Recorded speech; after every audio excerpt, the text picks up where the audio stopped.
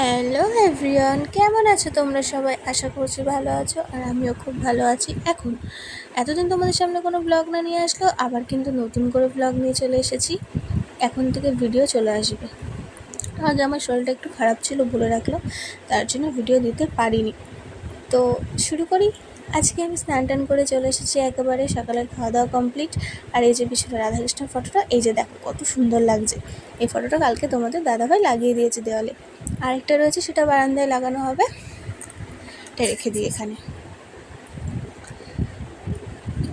আর এখানে কিছু ফল আছে, আমার বাবা মা এসেছিল তো কালকে, তার জন্য নিয়ে এসেছে আমার জন্য। ফল খেতে আর ভালো লাগে না বন্ধুরা। আর বাড়িতে আমি একা আছি আজকে, সারাদিন বসে বসে ভালোও লাগে না, ফোন ঘাঁটতেও ভালো লাগে না। তো আরেকটা ভিডিও বানাবো ভেবেছি, সেটা তোমাদেরকে বলিয়ে রাখি।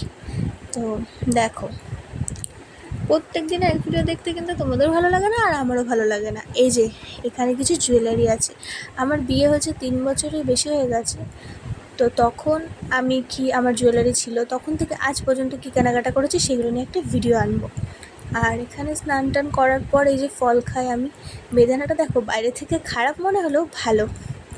আর একটা লেবু কেটে নিয়েছি, সেটাকেও খেয়ে নিলাম। বাইরে কি সুন্দর বৃষ্টি হচ্ছে দেখো। বৃষ্টি কিন্তু ভালো লাগে, কিন্তু একা একা সারাদিন ভালো লাগে না। তারপর ঘরে এসে দেখি যে খেজুর শেষ হয়ে গেছে প্রায়। আমি কিন্তু খেজুর প্রত্যেক দিন খাই, তো অনেক দিন এটা খাওয়াও হয়নি। আমি বাড়িও ছিলাম না, 1 সপ্তাহ দিদি বাড়ি গেছিলাম বেড়াতে। এটাকে তাড়াতাড়ি করে ফিনিশ করে আবার এই প্যাকেটটাকে ঢেলে রেখে দেবো। এটাকে ভালো করে ধুয়ে টুয়ে তারপরে এটাকে রেখে দিতে হবে।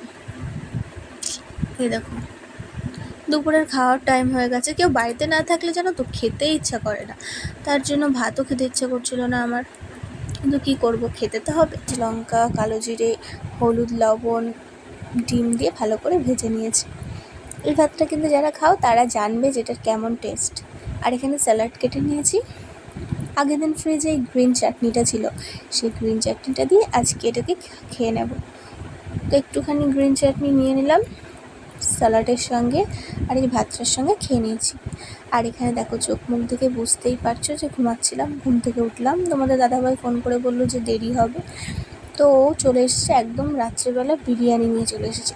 তো আমাদের ডিনারটা আজকে বিরিয়ানি দিয়েই করা হবে। আমাদের এখানকার ফেমাস হাজি কলকাতা বিরিয়ানি, এটা কিন্তু আমাদের দারুণ লাগে খেতে। আর আমরা আজকে বিরিয়ানি খেয়ে আমাদের ডিনারটা কমপ্লিট করি। তোমরা ভিডিওটা দেখো আর বলো কেমন হয়েছে। ভালো লাগলে লাইক করো।